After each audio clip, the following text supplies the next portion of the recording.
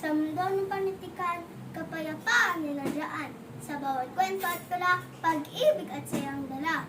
Ang wika, isang himig, isang himig, isang himig, isang himig sa pandinig. Tila arta ating naririnig sa mga tula at ritmo na sumasayaw-san, isang kagalakan na marinig. Kapayapaan sa atin, malaki at Sa mga akda. sa mga akdaan ng ating pambansang bayani, kalayaan ay nakamit din natin. Panitikan ang naging daan sa kapayapaan sa ating bayan.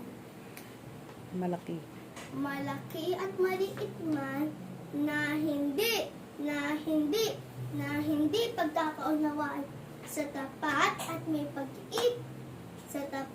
at may pag-ibig na panulat lamang, ito ay ating malitasan. Kaya't Kaya't yakapin natin tong panitikan.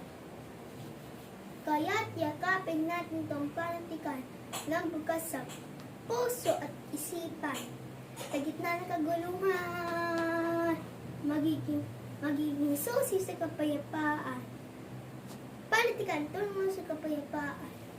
Bang!